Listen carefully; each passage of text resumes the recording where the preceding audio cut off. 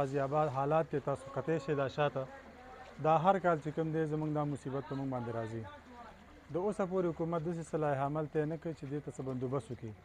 خو بهرحال زموږ د حکومت نه دا مطالبه ده چې کم از کم د پشکال د میاشت د راتلو نه مخکې څومره ډرینونه دي څومره واړه لښتي دي غټ لښتي دي د دې ټولو صفایي وشي او د دې ښه باقاعده منظم طریقې سره یو لایحه عمل تی شي. اوس ګوره دا اوبه دي شاته ولاړې دي د ټول نه لومبی تکلیف چې کوم دی انسان ته هغه د اوبو ضرورت دی د څښلو اوبه هغه ناپید شوې کورونو ته اوبه لاړې خلکو خپلې کړې چې کوم دی پاسوخې جوړې زنانه بې کوره شوې لاړې ټولې ووتلې خو بهرحال زموږ ته حکومت ته دا درخواست دی مقامي بلدیې والا ته او ټول پاکستان حکومت ته حکومت له پکار دی چې دې مستقل حل راوباسي که نه موږ خو بار هغې ته خپل استدا مخکې کوو خو دا د هغې کمزورتیا ده چې هغې موږ له داسې مضبوط او یو طریقې کار موږ له نه راکوي که نه دا د حکومت ته زموږ مطالبه ده چې موږ هر کال روزو پکار ده چې یو کال موږ روزو زموږ مطالبه حل شي که نه موږ منو چې دا د قدرتي آفات دي د بره نه اوبه راځي خو بلدیې له خو پکار چې دې خو طریقه وباسي که نه ټول عمر چې کوم دی اواز خو سړی نه اوچتوي خو شا ټولو علاقو کې زموږ د اوبه دا داسې بیا خورې شي زموږ نه لاړې شي بل کلي ته د ټولو یو مسله دي باید زموږ مطالبه کوو چې انشاءالله فوري څوک راشي او د دې کورونو حالات هم والي د اوبو حالات هم والي خوراک څښاک حالات هم والي ماشومانان دي بیماري بیا زیاتېږي که نه او دا د اډې اوبه چې کومې دي دا شاته معراج خان اډه ده زموږ د ګندا وډه د دې یو پیپ شاته راوتی دی نو زموږ د خپلې اوبه هم دومره نه و چې څومره چې د هغې پرشر په موږ باندې زیات دی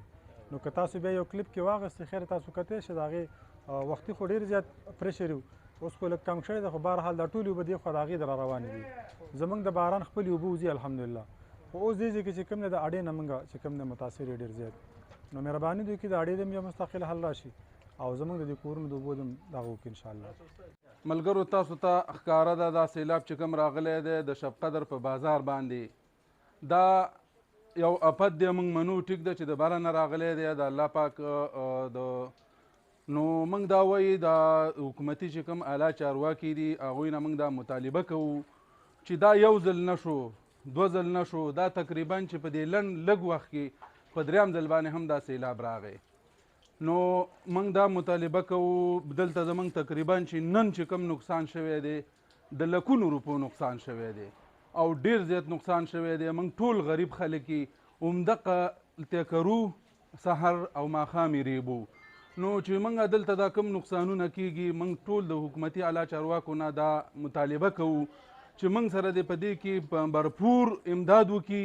او د دې موږ ته مخنیوي وکړي ځکه چې دلته دغه مخامخ تاسو ته ښکاري دغه دی موږ په خپل تعاون باندې په خپل دغه په لاس خپو په امداد باندې چې کوم دی دغلته اوبه منې کړلې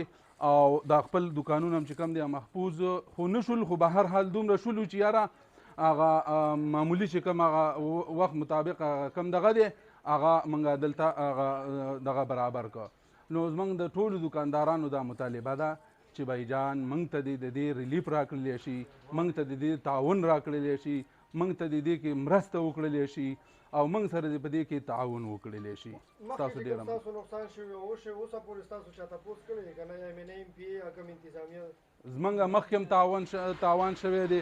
اوس هم وشو بالکل د نن تاریخه پورې موږ له چېرته څوک نه دي راغلي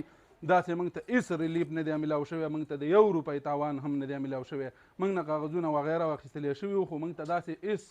قسم ته چا تعاون نه دی راکړی.